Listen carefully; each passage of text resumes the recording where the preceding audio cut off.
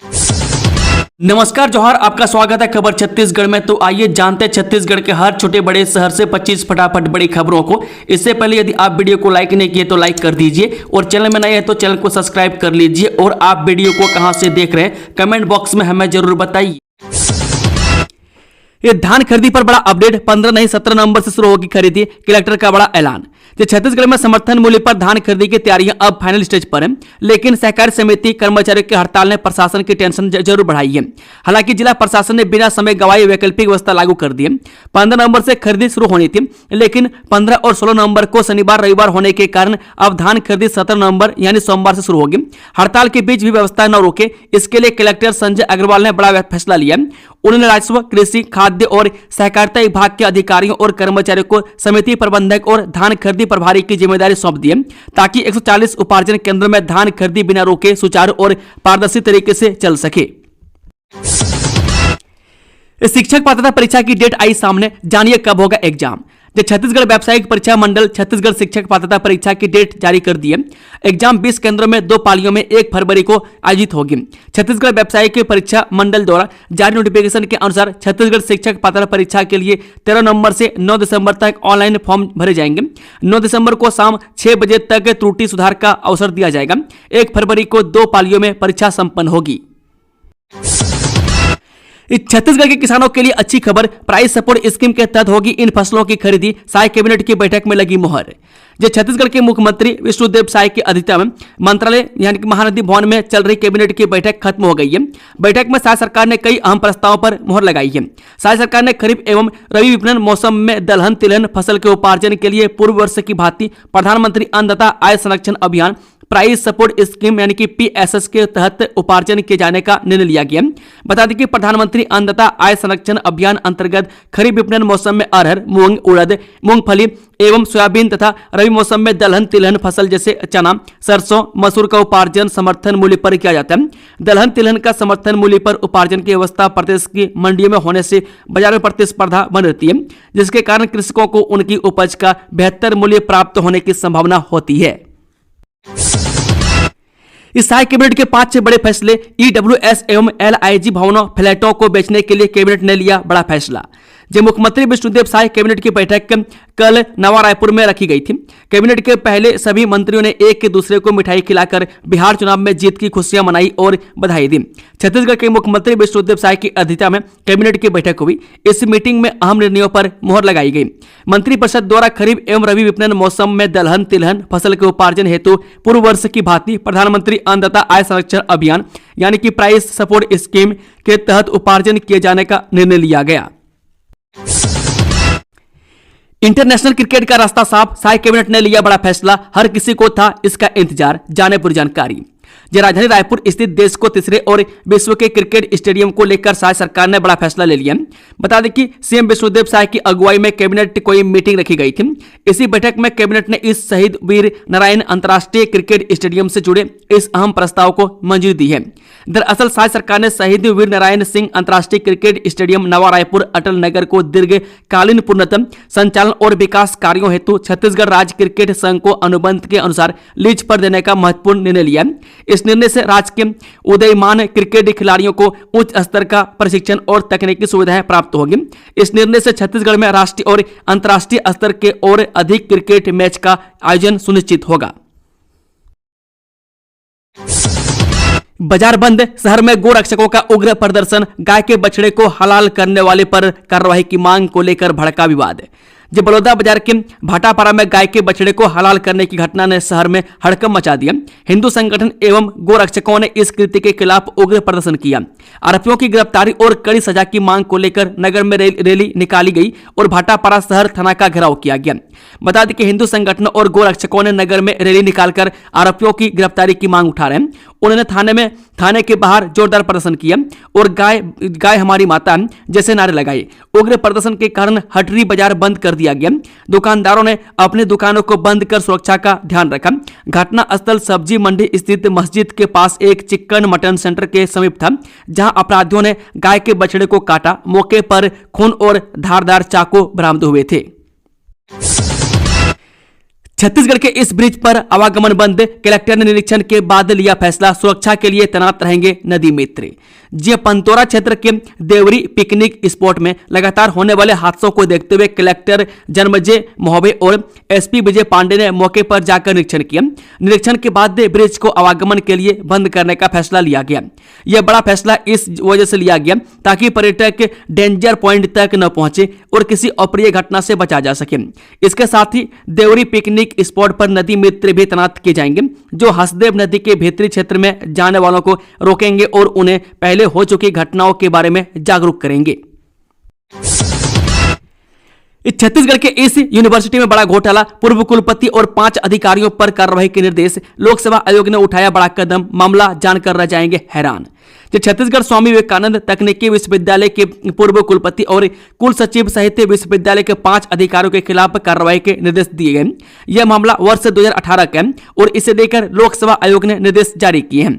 जानकारी के अनुसार इन अधिकारियों पर कॉलेजों को संबद्धता देने में अनियमितताएं और आर्थिक लेन देन के आरोप थे। लोक सेवा आयोग ने इस मामले की जांच के बाद संबंधित अधिकारियों पर अनुशासनात्मक कार्रवाई करने के लिए विश्वविद्यालय प्रशासन को आदेश दिए हैं। छत्तीसगढ़ शिक्षक पात्रता परीक्षा के लिए आवेदन शुरू, व्यापम ने जारी की डेट शीट, जाने कब होगी परीक्षा।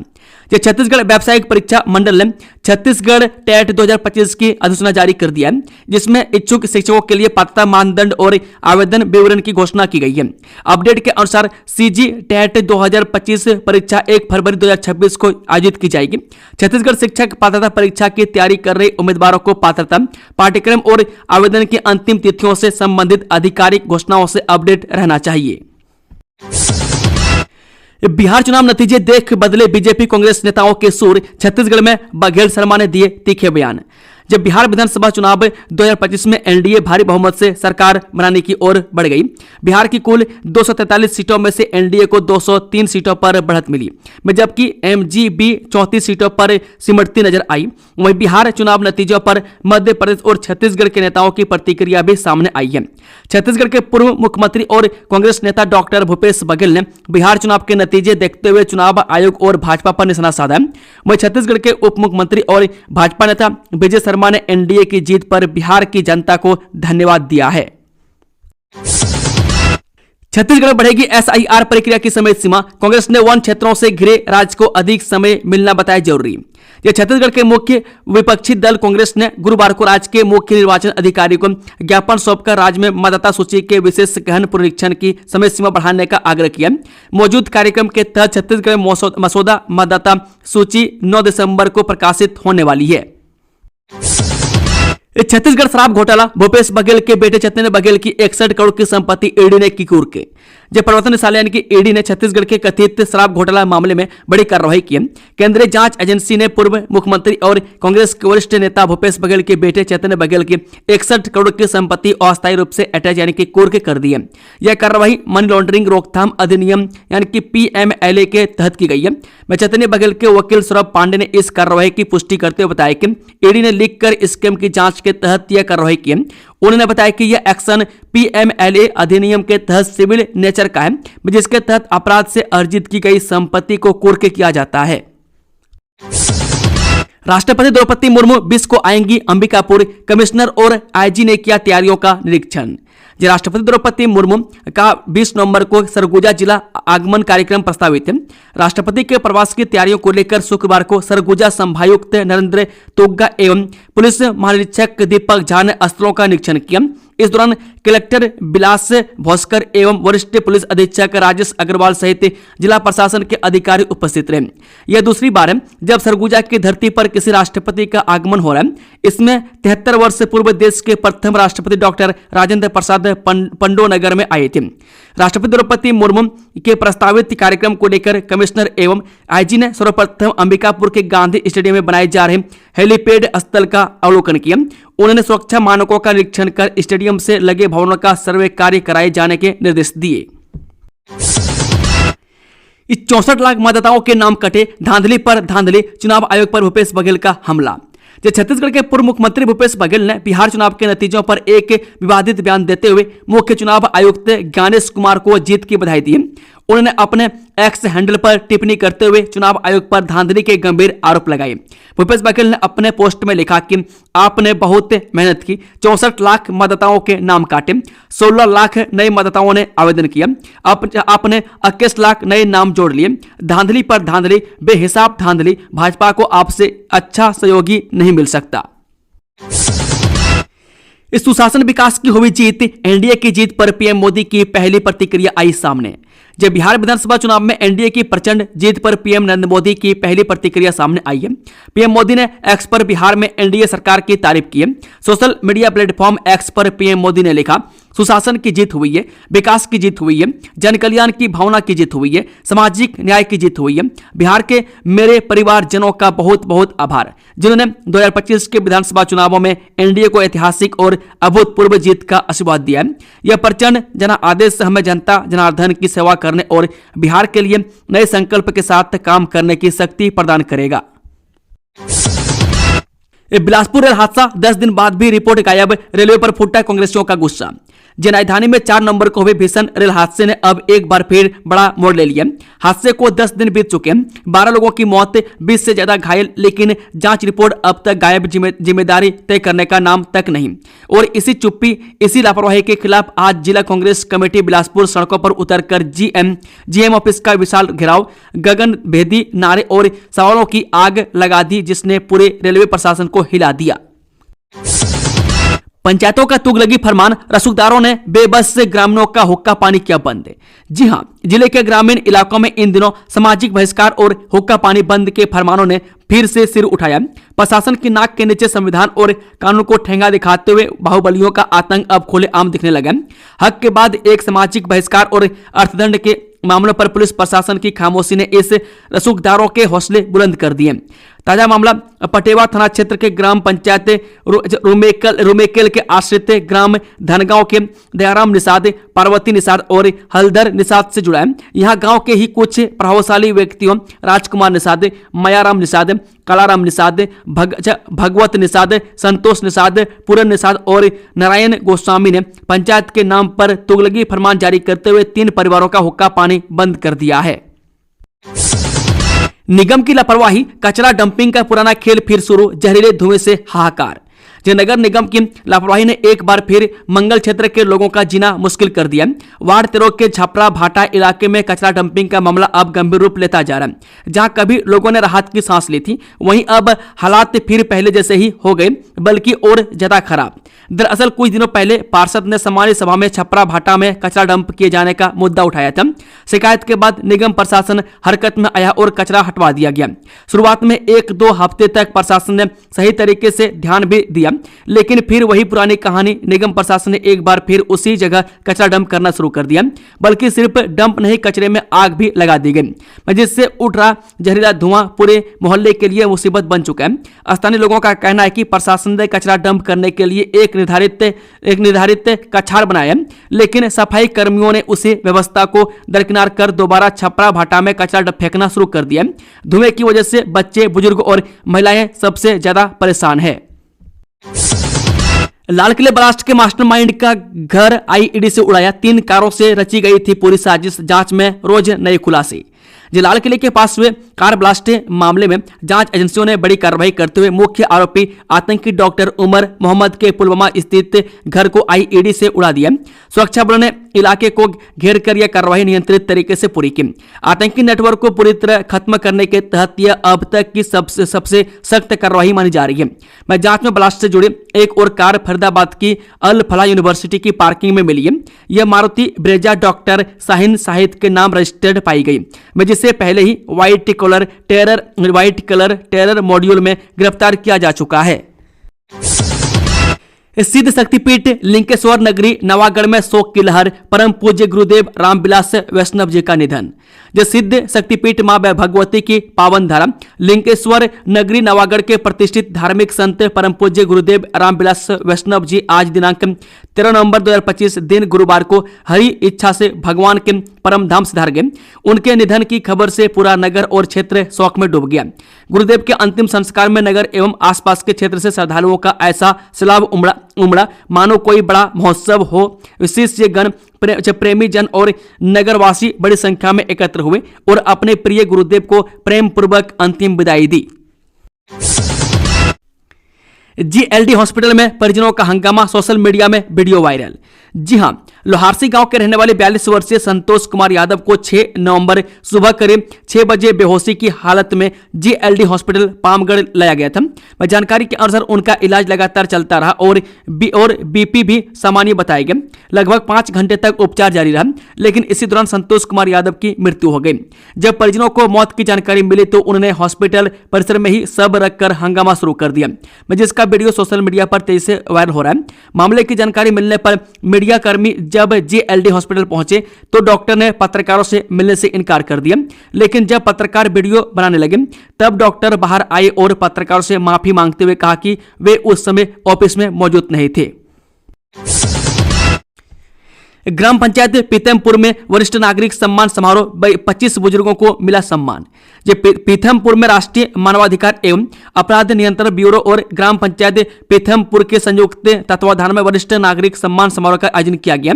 कार्यक्रम में ग्राम के 25 वरिष्ठ नागरिकों को सम्मानित किया गया। कार्यक्रम में मुख्य अतिथि व्यास कश्यप, विधायक जांजगीर चंपा रहे। अति विशिष्ट अतिथि के रूप में डॉक्टर जतिंदर पाल सिंह, प्रदेश अध्यक्ष NHRCCB, अमोलक सिंह छाबड़ा, प्रदेश सलाहकार, कपिल नाथ साहू, प्रदेश संरक्षक, दिलीप साहू, प्रदेश संरक्षक, मंजूषा पाटिल, समाज सेविका और कैलाश कश्यप पत्रकार उपस्थित रहे। छत्तीसगढ़ वालों के लिए जरूरी खबर, अगले 2 दिनों तक इन जिलों में चलेगी शीतलहर, मौसम विभाग ने जारी किया अलर्ट। नवंबर की शुरुआत तो होते ही छत्तीसगढ़ में ठंड ने दस्तक दे दी थी। इसके बाद से तापमान में लगातार उतार चढ़ाव देखने को मिल रहा है। तापमान में हर दिन गिरावट भी दर्ज की गई है। इसी बीच मौसम विभाग ने प्रदेश के कुछ जिलों में आने वाले 4 दिनों के लिए कोल्ड वेव का अलर्ट जारी किया है। मौसम वैज्ञानिकों का कहना है कि उत्तर भारत से आ रही ठंडी हवाओं के कारण छत्तीसगढ़ में तापमान में गिर रहा है। अगले 4 दिन तक उत्तर और मध्य छत्तीसगढ़ में शीतलहर चलने की आशंका है। इनमें गोरला पेंड्रा, मरवाही, राजनांदगांव, कबीरधाम, मुंगेली, खैरागढ़, छुई खदान, गंडई, दुर्ग, रायपुर और कोरबा जैसे जिले शामिल हैं। मौसम विभाग ने ठंड से बचने के लिए जरूरी उपाय करने की अपील की है। अधिकारी फोन नहीं उठाते तो उनका नाम बताओ, हम उसके नाम पर नींबू काटेंगे, भोजराज नाग बीजेपी सांसद।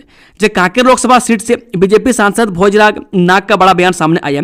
दरअसल पत्रकार ने प्रेस कॉन्फ्रेंस के दौरान सांसद से कहा कि अफसर मीडिया पर्सन का फोन नहीं उठाते, जबकि पत्रकार जिले में हो रहे अवैध खनन और परिवहन की जानकारी अफसरों को देना चाहते हैं। जानकारी लेने के बजाय अफसर उनके फोन को अनदेखा करते हैं। इस पर बीजेपी सांसद भोजराज नाग ने कहा कि जो अफसर उनका फोन नहीं उठाते हैं उनका नाम बताइए, वो उनके नाम पर नींबू काटेंगे। इस बार वहां मौजूद सभी लोग हंस पड़े। अब सांसद का यही बयान लोगों के बीच चर्चा का विषय बन चुका है। एक कृषि विस्तार अधिकारी की मौत का मामला, पुलिस ने 2 आरोपियों को गिरफ्तार करके भेजा जेल। छत्तीसगढ़ के रायगढ़ जिले में पिछले महीने जंगली सुअर के शिकार के बिछाए गए करंट प्रभावित तार के संपर्क में आने से कृषि विस्तार अधिकारी की मौत के मामले में पुलिस ने 2 आरोपियों को गिरफ्तार करके जेल भेज दिया। मामला लेलुंगा थाना क्षेत्र का। मिली जानकारी के अनुसार रायगढ़ जिले के लेलुंगा थाना क्षेत्र के अंतर्गत आने वाले ग्राम भैलवा टोली में 12 नवंबर की रात करंट की चपेट में आने से ग्रामीण कृषि विस्तार अधिकारी लाल कुमार साहू की मौत हो गई थी। भगवान बिरसा मुंडा की 150वीं जयंती पर 15 नवंबर को पूरे प्रदेश में मनाया जाएगा जनजातीय गौरव दिवस। छत्तीसगढ़ में भगवान बिरसा मुंडा की 150वीं जयंती इस वर्ष विशेष रूप से मनाई जाएगी। राज्य सरकार ने 15 नवंबर को पूरे प्रदेश में जनजातीय गौरव दिवस को भव्य रूप से आयोजित करने के निर्देश दिए गए। सभी जिला मुख्यालयों में बड़े कार्यक्रम होंगे, जिनमें मुख्यमंत्री, उप मुख्यमंत्री, मंत्री, सांसद और विधायकों की उपस्थिति रहेगी। जनजातीय गौरव दिवस के दौरान प्रधानमंत्री मोदी का संबोधन यूट्यूब और डीडी न्यूज के माध्यम से लाइव प्रसारित किया जाएगा। वहीं मुख्यमंत्री का संदेश पत्र कार्यक्रम में पढ़ा जाएगा।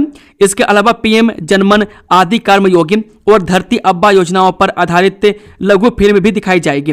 मुख्यमंत्री विष्णुदेव साय बस्तर जिला मुख्यालय जगदलपुर में आयोजित मुख्य कार्यक्रम में शामिल होंगे। यहां वन मंत्री और स्थानीय विधायक विशेष रूप से उपस्थित रहेंगे। समय सीमा में काम नहीं करने वाले ठेकेदारों पर लगेगी पेनल्टी, पीडब्ल्यूडी सचिव ने दिए सख्त निर्देश। छत्तीसगढ़ लोक निर्माण विभाग यानी कि पीडब्ल्यूडी ने सड़क और भवन निर्माण कार्यों में देरी करने वाले ठेकेदारों पर सख्ती बढ़ा दी है। विभाग के सचिव डॉक्टर कमलप्रीत सिंह ने रायपुर और दुर्ग परिक्षेत्र के अधिकारियों की समीक्षा बैठक में स्पष्ट निर्देश दिए कि जो ठेकेदार समय पर काम पूरा नहीं करेंगे उन पर पेनल्टी लगाई जाएगी और नोटिस जारी होगा। बैठक में मुख्य अभियंता, अधीक्षण अभियंता और सभी कार्यपालन अभियंताओं को फील्ड पर लगातार निगरानी रखने के निर्देश दिए गए। सचिव ने कहा कि लोगों की सुविधा और बजट के प्रभावी उपयोग के लिए निर्माण कार्यों की रफ्तार बढ़ाई जाए और गुणवत्ता से कोई समझौता न हो। भारत अंतर्राष्ट्रीय व्यापार मेले में चमकेगा छत्तीसगढ़, दिखेगी उद्योग और संस्कृति की अनोखी झलक। दिल्ली के भारत मंडपम में 14 से 27 नवंबर तक आयोजित होने जा रहे भारत अंतर्राष्ट्रीय व्यापार मेले यानी कि IITF में इस बार छत्तीसगढ़ अपनी औद्योगिक प्रगति, समृद्ध संस्कृति और पर्यटन संभावनाओं के साथ विशेष आकर्षण का केंद्र बनने जा रहा है। एक भारत श्रेष्ठ भारत थीम पर आधारित यह आयोजन देश विदेश के उद्योगपतियों, निवेशकों और आगंतुकों को छत्तीसगढ़ की नई औद्योगिक ताकत से रूबरू कराएगा। भारत मंडपम में बनाया जा रहा छत्तीसगढ़ पेवेलियन राज्य की आर्थिक प्रगति, औद्योगिक माहौल और नई औद्योगिक नीति 2025 की विशेषताओं को दर्शाएगा। यहां आगंतुकों को निवेश से प्रोत्साहन योजना, सूक्ष्म, लघु एवं मध्यम उद्योगों के विकास और राज्य सरकार द्वारा दी जा रही सुविधाओं की जानकारी दी जाएगी। मेला अवधि के दौरान राज्य सरकार निवेशकों के साथ इन्वेस्टर कनेक्ट कार्यक्रम आयोजित करेगी, जिसमें छत्तीसगढ़ में औद्योगिक निवेश के नए अवसरों पर चर्चा होगी। अधिकारियों का कहना है कि इस प्लेटफॉर्म से राज्य में निवेश की संभावनाओं को और गति मिलेगी। दोस्तों, खबरों का सिलसिला समाप्त होता है। अगर जानकारी पसंद आई तो वीडियो को लाइक, शेयर, चैनल को सब्सक्राइब जरूर कर लें। Thank you, all the best. जय हिंद, जोहार छत्तीसगढ़ वासियों।